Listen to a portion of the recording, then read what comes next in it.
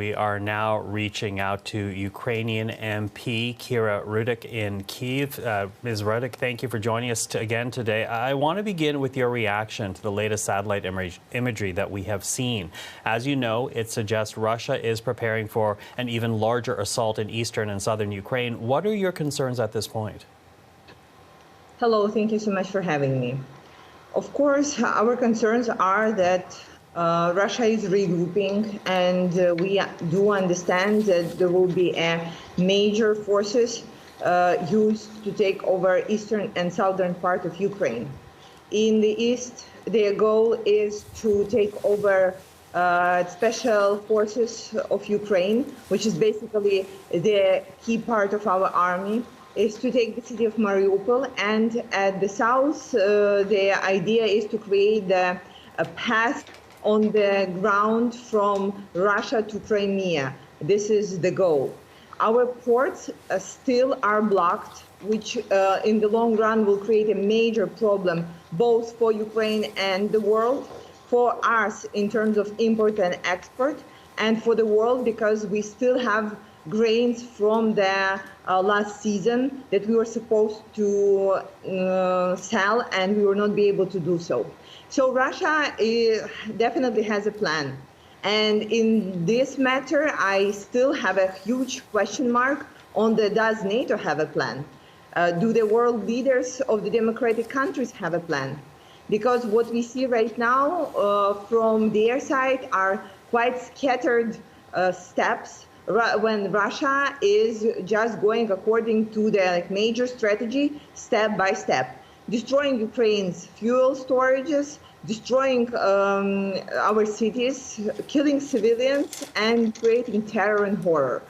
So concerns, as you say, as to how NATO and the West will respond to this, and I'll get to that in a moment. But, you know, the next part of this conversation, I want to warn our viewers at home. I want to give them a heads up because what we're about to discuss may involve some very graphic and disturbing details, because you mentioned citizens, and you yourself have seen firsthand the result of Russia's occupation. You went to Bucha, where just last week images of murdered civilians were shared with the world. You've also been to the town of Borodyanka. Talk to us about what you found there.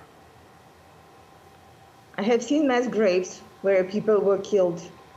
Some of them have been tortured before that. I have talked to women who were raped, whose children were raped, or who were raped in front of their children. So the terror and atrocity that Russian soldiers were creating on the occupied territories is just the thing that cannot get into your mind. And this is why, and we are advising Ukrainian civilians from the eastern and southern parts of the country to flee if they can. And we are organizing evacuation for them. And this is why the latest terrorist that we have seen in the Kramatorsk train station was related to that. We have seen what we have seen in Bucha and Borodyanka and other deoccupied places. We advised our citizens to move from the areas that may be occupied, and Russians are hitting where the people are gathering to get away. This is absolutely terrible. This is one of the next level war crimes that Putin is committing, and this is something that he would obviously be prosecuted for. But coming back to Bucha and Borodyanka, one of the reasons why I had to go there and witness these atrocities myself was that we do need to gather the evidence of what happened there. We know that Russia denies that Russian soldiers committed those crimes, but was all so real, and it was all really happening, and it's so painful that my people have to go through that just because we live and just because we exist. This is genocide.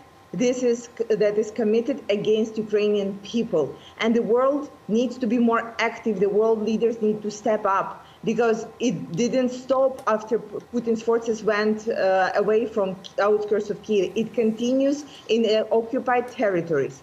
Every single thing that we have heard, it's happening right now when we are talking. Happening, as you say, these stories of women being raped in front of their children, even accounts of children being raped in front of their parents, as you shared on social media. Now, you say that these rapes, these sexual crimes, are part of another campaign in this war, a campaign to create fear amongst Ukrainians. Talk to us about that. So, you see, when Russian forces came to Bucha, Borodyanka, there was absolutely no point for them to act how they acted. These were peaceful people in these towns. They were not opposing them. They were not forming the resistance. They were not armed. So what Russian forces were doing there, it was definitely to instill fear in Ukrainian people, so in the other places people would not be opposing them. So to break the resistance in the occupied territories. Of course, it didn't happen. But what my people have suffered is something that the human mind cannot really bear. And this is why we are gathering the evidence to be able to prosecute the ones who were committing those crimes. We're quickly running out of time, Ms. Ruddick, but I want to pick up on your point, questioning whether or not the West is doing enough, because we saw the British Prime Minister in Kyiv yesterday. He's pledging another $130 million in high-grade military equipment. The Prime Minister of this country, Justin Trudeau, has promised another $100 million for humanitarian assistance. I know Ukraine is asking for more. What more would you like to see right now? First, we would like to see heavy weaponry. The heavy weaponry that we need to protect our skies, the heavy weaponry we need to fight Russia. And for you to understand the level of support that we are getting, which we are grateful for. But we are talking about 130 and 100 million.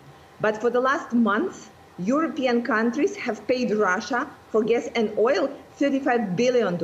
So it's $1 billion a day, just for Putin to spend it on 1 or 2 more wars that he can set up in Europe. So while we are getting the hundreds of millions, he's getting billions a day.